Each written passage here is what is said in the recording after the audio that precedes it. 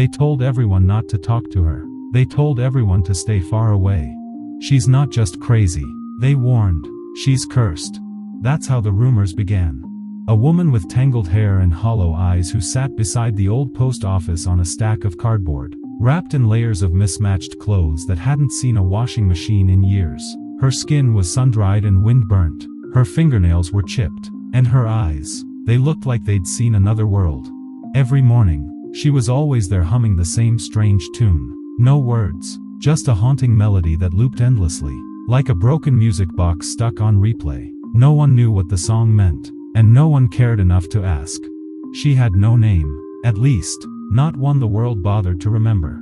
Children were dragged across the street by fearful parents. Vendors refused to make eye contact. Even the town's boldest gossip aunties gave her a wide berth. The woman had become part of the background, like a broken lamppost or a discarded sign. Something sad you noticed but ignored. Until Daniel came along. Daniel was famous, or at least internet famous. A viral prankster with millions of followers across TikTok, YouTube, and Instagram. His videos ranged from harmlessly funny to dangerously edgy. He had fake proposed to strangers in malls, faked seizures in fast food joints, even once sold bottled celebrity air for $10 each. People either loved him or hated him, but they watched him, and in the world of clicks and clout, that's all that mattered. But lately, views were dropping. The algorithm had grown colder. Daniel needed a new hit, something raw, something shocking, something to make people stop scrolling.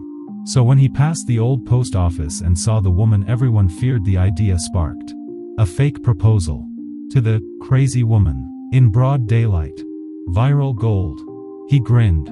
Tom, his longtime best friend and cameraman, frowned as Daniel explained the plan. Dude, I don't know, he said, lowering his camera. She gives me the creeps. Man, people say she talks to the dead. Like, for real. Daniel scoffed. Come on. Bro, it's just a skit. In and out. 30 seconds. Post it. Boom. 5 million views. Easy. Tom hesitated but eventually lifted the camera. He had followed Daniel through worse ideas. The sidewalk was busy that day. Kids on bikes. Office workers rushing past. A fruit vendor slicing mangoes in his cart. Everyone saw Daniel cross the street with a plastic ring in his hand and his usual cocky smile. Phones came out. People started whispering. He dropped to one knee, right in front of her. Will you marry me? He said, loud enough for the street to hear. Laughter burst out behind him. A few people clapped. Someone shouted, he's lost it. Daniel grinned wider, holding out the toy ring like it was from Tiffany & Company. But the woman didn't laugh. She didn't blink. Instead, she turned her head slowly, like her neck hadn't moved in years, and locked eyes with him. Her gaze was unnaturally sharp. Not confused, not lost. Aware, present, watching. She leaned in slightly and whispered something. The camera didn't catch it. No one else heard. But Daniel did. And the smile disappeared from his face instantly. His body stiffened. His hands trembled. He dropped the ring. Because what she whispered was a name. Not Daniel. Not Mr. YouTube guy. She called him Danny. But not just any Danny. She said it like someone who knew him, like someone who had loved him, like someone from a time he had buried so deep that hearing that name again was like yanking up a coffin. No one had called him Danny in over 15 years. No one alive even knew to. Except for one person. And that person was dead. Daniel stumbled back, his mouth slightly open. What did you say? He stuttered, barely able to form the words. The woman rose to her feet. Slowly, almost regally. She brushed the dust from her torn skirt, straightened her back, and lifted her face to the sky like someone who had waited years to finally stand. You left me to die, she said. The people around went silent, confused. Some still thought it was part of the joke. Others weren't so sure anymore. You left me in the fire, Daniel, she continued, but I came back. I always said I would. Fire. That word hit him like a slap. Daniel's breath caught in his throat. A house, flames, smoke, a child's voice screaming for help, another voice hers calling his name. Danny. No, it couldn't be. He was just a kid. He barely remembered that night. His mother told him he was imagining things, that it was all a dream. There had never been a fire, There had never been a girl. But deep inside, a voice whispered, "You remember. You always have." The humming, the fire, the name. And now, her.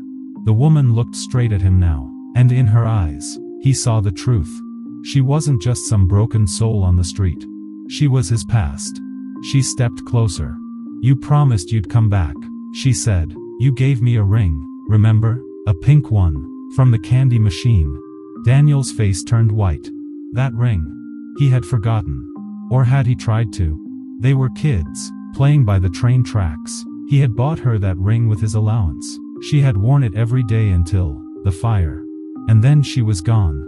His mom said they moved, that the family left after a fight, but something had always felt off, like a part of him had been erased. And now that part was standing in front of him. "I still wear it," she whispered.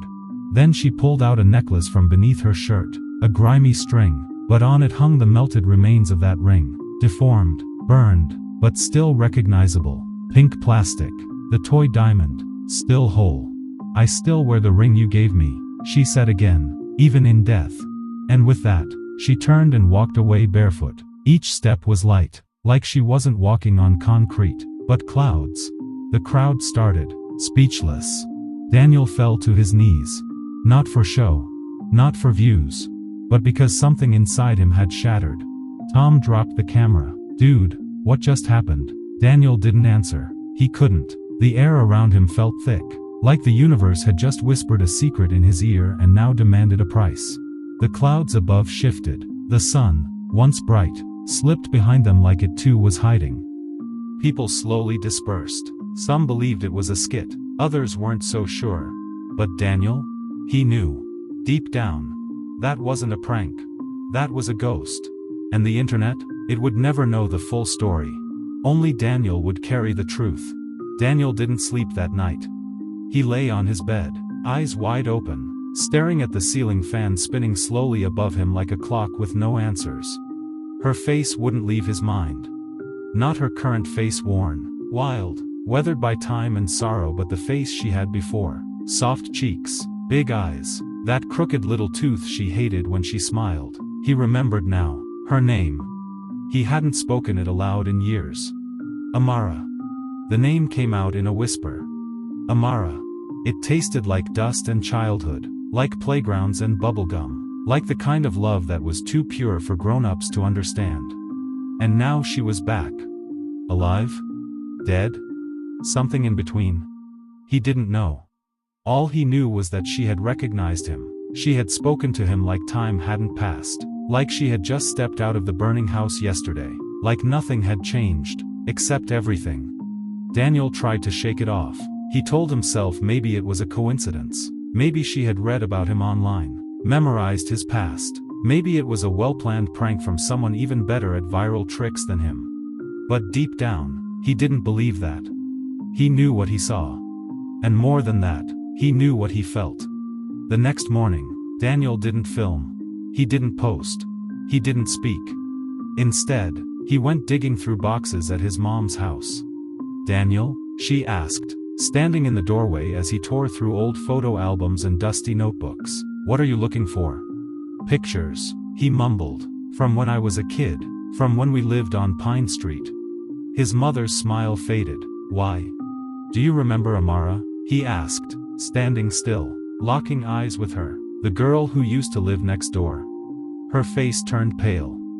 For a moment, she said nothing, then she looked down at the floor. "I thought you forgot about her." Daniel stepped forward. "What happened to her?"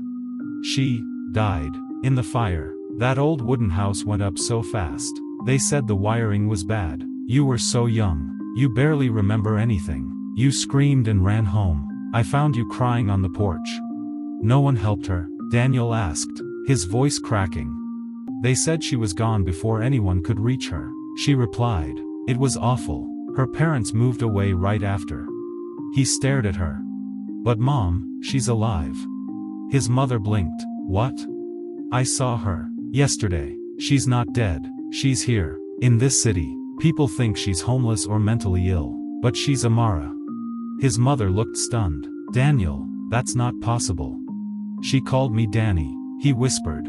She said I left her in the fire, and she showed me the ring, the pink one. Now she gasped. You remember that? She whispered, hand over her mouth. Daniel nodded. His mother sat down slowly, trembling. I thought I imagined all that. You two were inseparable. You gave her that silly ring at the corner store. She wore it like it was real gold. She said she still wears it, he said, even in death. They sat in silence for a long time. Then his mother said, you need to find her. Daniel spent the next 3 days searching. She wasn't at the post office anymore. Her cardboard bed was gone. No more humming, no more whispers, just silence. He asked vendors. Some said she hadn't been seen since that strange afternoon. Others said she'd been taken away. One woman said she walked into the church one night and never came out. Tom texted him, you okay, bro? Daniel didn't reply. He was too deep inside the loop now. The story had pulled him in. And now he couldn't get out. On the 4th day, Daniel walked past the abandoned train station 2 blocks from the edge of town. The windows were shattered, vines curling through the rusted metal beams. The clock above the platform forever stuck at 4:06. He didn't know what made him go in. Something called to him. He stepped through the cracked glass door and felt the temperature drop. The dust stirred. A faint sound echoed from the far end of the hall. It was the tune. That haunting tune, the one she always hummed. He followed the sound, step by step, until he saw her. Sitting on a wooden bench near the broken tracks.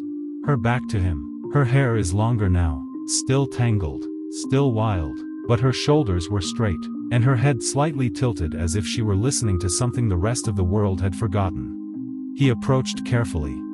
Amara, he said softly. She didn't turn. You remembered, she said, still facing forward. Daniel walked around slowly to face her. Her eyes met his. And this time, they were not wild. They were clear. Sharp, alive, bright with something terrifying and beautiful. You left me, she said, but you came back, just like I said you would. He dropped to his knees in front of her. I thought you died, he whispered. I did, she said, but some things don't stay buried, Danny. Tears welled up in his eyes. I was just a kid, I didn't know how to save you. I don't blame you, she said, but the world did. I stayed in the flames too long. I stayed because you said you'd come back. I'm sorry, he cried. I'm so sorry. She reached into her shirt again and pulled out the ring. It hung like a jewel in the dusty sunlight, melted, twisted, but still pink, still hers. I kept it, she said, even when they said I was gone. I stayed in this city, watch you grow, watch you laugh, and dance, and forget. I didn't forget, he whispered. I buried it. She smiled sadly. And now? Now I want to remember. I want to know what happened. I want to help you. A tear slid down her cheek. You already did. What do you mean? She stood slowly. You saw me. That's all I ever wanted. Daniel blinked. Then she did something unexpected. She laughed. Not the creepy hum, not the eerie giggle people feared. A real, genuine laugh. Full and light and almost free. Then she looked toward the tracks. I have to go, she said. Where? She smiled again. Home. Daniel reached out. Wait, please, don't leave again. She leaned down, kissed his forehead like a memory, and whispered, I never really left. And just like that, she turned, walked down the tracks, and vanished in the sunlight. Daniel ran after her, calling her name. But there was no one there. Only the hum of the wind. Only the warmth of the sun returned. Only the faint sound of a child's laughter carried far, far away. He returned home that night. Not broken, not afraid, but changed. He sat in front of his camera, looked directly at the lens, and hit record, but he didn't tell jokes. He didn't pull a prank. He didn't wear a costume. He just spoke. From the heart. And when he finished, he whispered, if there's someone you forgot, find them. If there's someone you lost, remember them, before they become a ghost with a melted ring and a broken song. And he hit upload. For days after Amara disappeared down those broken train tracks, Daniel walked through life like a man underwater. Sounds were muffled, lights felt dim, everything seemed distant, like he was inside a dream where nothing could be trusted, not even his own memory. Was she real? Had she truly spoken those words? The video he posted raw, unscripted had gone viral in ways none of his pranks ever had. Over 4 million views in less than a week. Comments flooded in. This can't be real, right? Bro, I got chills. Is Amara a ghost or what? Dude made me cry. Legit. How can a joke turn into this? But Daniel wasn't looking for likes. He was looking for the truth. And the more he searched, the more fractured everything became. He started digging through the past, not just in boxes this time, but in memories. He went back to Pine Street. The old neighborhood was almost unrecognizable. New houses now stood where the ashes of Amara's home once lay. No one remembered the fire clearly anymore. It was just some old tragedy, people said, one of many, forgotten. Except by one person. Miss Enid. The neighborhood librarian. She still lived 3 houses down from where Daniel and Amara had once played hopscotch under the afternoon sun. He found her on her porch, feeding birds. She looked up, squinted. Daniel? He nodded. You remember me?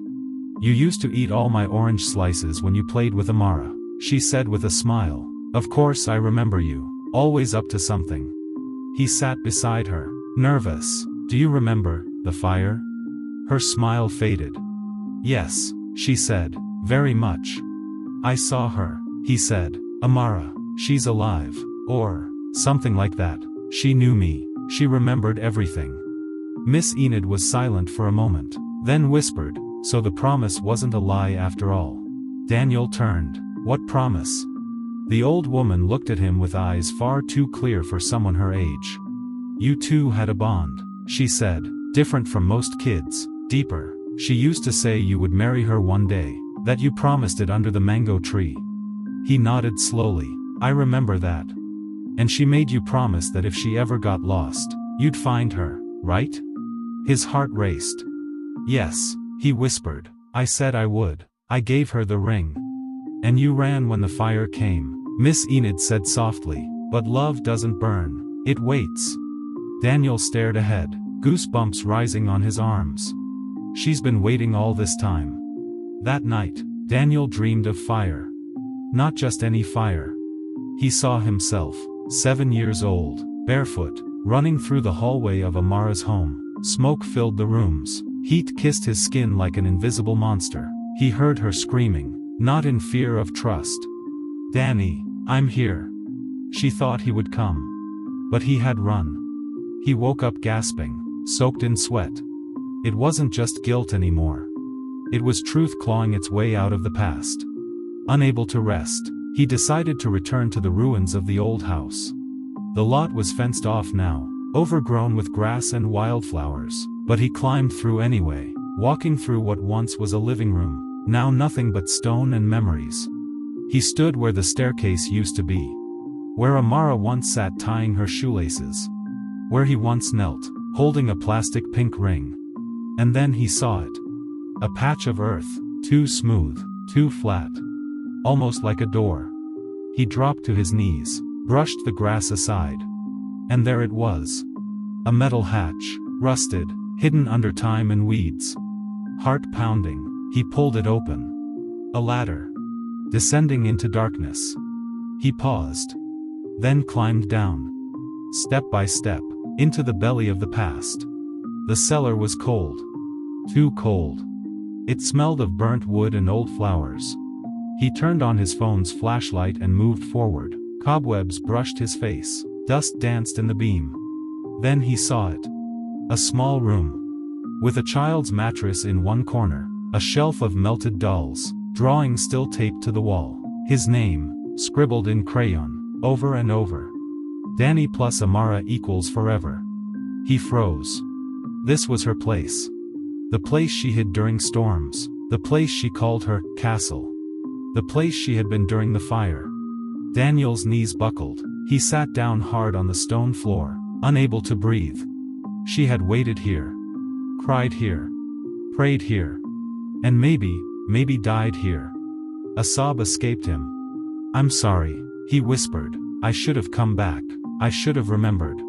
His flashlight flickered. Then it died. Pitch darkness swallowed him whole. But not silence. Because suddenly, in the distance, humming, that same tune.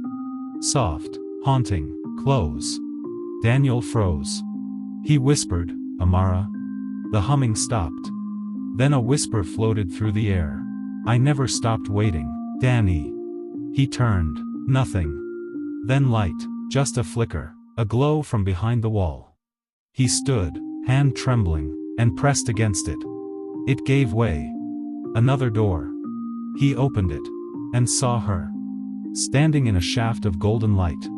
Wearing a clean white dress, her hair braided, her face was young, unscarred. Amara. Just as she'd been at 7. Only, she was glowing. "Danny," she said, "you came." He stumbled back. "What is this?" he gasped. "You remembered," she said. "You found the room." Tears fell down his face. "Are you alive?" She stepped forward, cupped his cheek. "I don't know," she whispered. "I waited so long. I became something else." He tried to hold her, but his hands passed through her like mist. "Then how are you here?" "Because love doesn't die," she said. "Not when it's real. It becomes a memory, song, light, even madness." Daniel sobbed. "I should have come back sooner." "You weren't ready," she said, "but now you are." "For what?" "To remember, to heal." She touched his heart. "And to let go." The cellar trembled. Light poured in from above. And then, she smiled. And began to fade. "No, don't go," Daniel cried. She kissed the air in front of him. "I'll always be your girl under the mango tree." And then she was gone. Daniel woke up outside. On the grass. Sunlight was warm on his face. The cellar is gone. The door is gone. Like it had never existed. Only one thing remained. A melted pink ring in his palm. That night, Daniel posted again. But not a prank. Not a vlog. A story. Of love, of loss, of a promise broken and kept. He ended with these words. "If you've ever forgotten someone who waited for you, go back. If you've ever laughed at someone without knowing their story, look closer. And if you've ever made a promise, keep it. Even if it's been years. Even if they're gone. Because maybe, they're still waiting. Underneath the ashes. Beneath the hum of a song. Inside the flame that never died." The video Daniel posted after that day was different from anything the internet had seen from him before. It wasn't filled with edits or clickbait tricks. There were no pranks, no background music, no exaggerated expressions. Just Daniel. Sitting on the cold floor of his apartment. Speaking from a place he never knew existed inside him. He told them everything, not just about the viral proposal or the eerie words Amara spoke, but the memories, the guilt, the fire, and the secret room beneath the ashes. He even held up the melted plastic ring, now resting in a glass jar on his bookshelf. "I don't know if you believe in ghosts," he said, "but I believe in broken promises, and I believe in keeping them even if it's too late." And then he ended with, "If you've ever forgotten someone who mattered, go back. They might still be waiting." He hit upload. Then turned off his phone. For the first time in years, Daniel didn't want to go viral. But that's exactly what happened. The video was titled, "The Girl Beneath the Ashes: A True Story." Within 48 hours, it had over 12 million views. News outlets picked it up. Podcasters analyzed it. Paranormal YouTubers reacted to it. Mental health advocates shared it. Grief counselors reposted it. And most unexpectedly, viewers from across the globe began commenting on their own stories.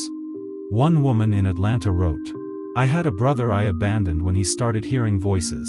I thought he was mad. Now I'm flying to see him today." A man from India said, "My best friend died in a fire. I never forgave myself for not pulling him out. Your video gave me the courage to finally speak to his parents." And there were thousands more. "I left my grandma alone in her old age. This made me cry and call her. Sometimes we're haunted not by ghosts, but by the love we ran from." Thank you, Daniel. You made the invisible visible again. But not everyone believed. Some called it a hoax, a well-crafted internet stunt. They demanded proof. They wanted camera footage from the cellar, a recording of Amara's ghost. Daniel didn't argue. He didn't have to. Because something inside him had shifted, something deeper than belief. It was peaceful. And with that peace came a new mission. He deleted most of his prank videos. Every silly skit, every joke made at the expense of others gone. He renamed his channel, The Light We Leave Behind. It was no longer about getting attention. It was about giving attention to the forgotten, the lost, the mad. He began traveling to shelters, to abandoned neighborhoods, to psychiatric facilities and halfway homes. But this time, he wasn't holding a toy ring. He was holding a notebook. He would sit with people, listen to their stories, and share them with consent on his channel. Each video started with the same sentence. Everyone has a name, everyone has a flame. And with every upload, his following grew, not because he was chasing views, but because he was changing lives. But one question still burned in him like a slow ember. Who was Amara really? And why had she come back? Was she just a memory? Was she truly a ghost? Or was she something even more powerful? One night, months later, Daniel received a package. No return address. Inside was a folded envelope, yellowed with age. The handwriting was unmistakable. To Danny, in case I go before you. Hands trembling, Daniel unfolded it. It read, Dear Danny. If you're reading this, then maybe the fire really happened, or maybe this is just a dream you're having. Either way, I want you to know. I forgive you. I always would. You were just a kid, scared. You didn't mean to leave me. I would have run too, if it had been you. But you promised to come back. So I waited.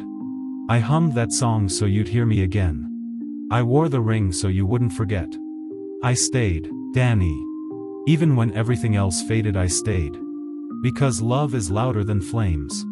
Even if no one believes me, I believe in you. Find me again. Always yours, Amara. Daniel cried for hours. Not because he was haunted, but because he was finally seen. The next day, he returned to the old neighborhood. This time, with a crew of volunteers. They cleared the lot where Amara's house once stood. Built a small park there. And at the center, under the shade of a newly planted mango tree, they placed a bench. On it, a plaque. For Amara, the girl who waited. Love is louder than flames. People visited from across the country. Some left rings. Some left flowers. Some just sat and wept. Then came the letters. Thousands of them. From children. From my grandparents. From teachers and veterans and strangers. All addressed to Daniel or the girl in the fire. One 9-year-old wrote, I saw your video and hugged my sister tight. I don't want to forget her. Another said, I thought I was invisible, but if Amara could be remembered, maybe I can too. The world hadn't just heard a ghost story. They had heard a truth wrapped in fire. A promise made, a promise broken, and a love that still stood in the ashes. Daniel never saw Amara again. Not in the streets. Not in dreams. Not in shadow or reflection. But sometimes, under the mango tree, he would hear that tune. That soft, strange hum she always sang. And he would smile, knowing she was there, not haunting him, but honoring the bond they once shared. He ended one final video like this. The dead don't always want us to cry. Sometimes, they want us to remember. And sometimes, they want us to live so brightly, their flame never feels alone. So if you've ever made a promise you didn't keep, it's not too late. Find the ashes. Plant something beautiful. For them. For you. For love. Daniel never expected his life to become a symbol of grief, healing, and redemption. He once built his reputation on jokes. He chased attention like a child chasing kites in the wind, but now all of that has changed. And yet, one final piece of the puzzle still haunted him. Why had Amara come back now? What did she really do? She had said her words, she had been seen, and she had vanished. But deep down, Daniel knew, her story wasn't over yet. One quiet evening, 6 months after the park was built and the world had seemingly moved on, Daniel received an email from a hospital he didn't recognize. The subject line simply read, "You should come now." Attached was a photo. It showed a woman, hair grayed, eyes closed, a faint scar above her eyebrow. And in her hand, a plastic ring. The ring. Daniel's throat went dry, his heart began to pound. The hum of Amara's old song suddenly echoed in his mind like a distant lullaby. It couldn't be. Amara was gone. He saw her vanish. Or, had he? He flew out the next morning. The hospital was quiet, tucked away in a small town just outside the city. When he arrived, a nurse met him in the hallway. "We've had her here for 3 weeks," she said. "No name, no ID, just this old plastic ring." Daniel looked through the glass window into the room. She lay there, eyes shut, lips slightly parted. Peaceful, but clearly alive. He entered the room slowly, afraid that she might disappear again if he moved too fast. The woman didn't stir. But he could see, the ring was clutched tightly in her palm, just like before. Tears filled his eyes. He whispered, "Amara."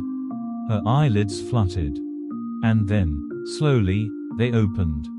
She looked at him, not with shock, not with confusion, but with recognition. Like she had always known he would come. "Danny," she whispered, voice like a fragile wind, "you came back." Doctors were stunned. They called it a miracle. They claimed she had been in a catatonic state, nearly unresponsive for over a year before showing up outside the hospital gates one stormy night, soaking wet, barely breathing. No one knew how she got there, or why she clutched a melted plastic ring like it was more precious than diamonds. But Daniel knew. Amara had never been mad. She had never been cursed. She had just waited too long to be remembered. And somewhere between death and memory, she had kept her promise. She had come back.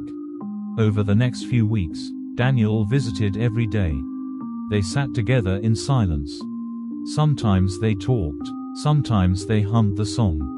But most days, they just sat together with no cameras, no fans, no internet.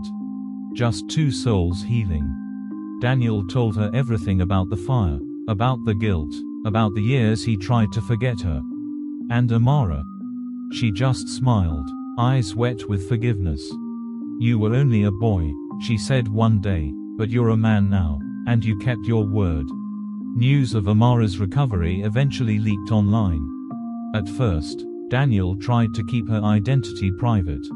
But the public, already invested, begged for answers. So Daniel posted one final video. It opened with him and Amara sitting under the mango tree, hand in hand. There were no edits, no scripts, just raw truth. Daniel looked into the camera and said, "This is Amara, the girl everyone forgot, the girl I failed. But she didn't disappear. She waited. Not to haunt me, not to hurt me, but to remind me and all of us that some love never dies. We joke about ghosts, but sometimes, the ghosts are just people waiting to be seen again." Amara then leaned forward, smiled warmly, and said her first public words. "If someone you loved is gone, if they're lost in your memory or in pain, go back. Say their name. Hum their song. We don't need miracles. We just need each other." The video didn't just go viral. It broke records. Shared by celebrities. Played in classrooms. Used in therapy sessions. Translated into over 30 languages. Daniel's story became more than just a personal journey. It became a global movement. People everywhere began searching for those they had abandoned, forgotten, or misunderstood. Hospitals reported increases in family reunions. Shelters were flooded with donations. Mental health awareness skyrocketed. And in the middle of it all was a girl who once slept on cardboard, now sitting beneath a mango tree with the boy who had finally come back. A year later, Daniel and Amara co-authored a book, Even in Fire, The Story of Us. It became a bestseller. They donated all profits to mental health organizations and housing charities. Their motto: everyone has a name, everyone has a flame. Then came the biggest surprise. Daniel planned one final gesture, not for views, not for the internet,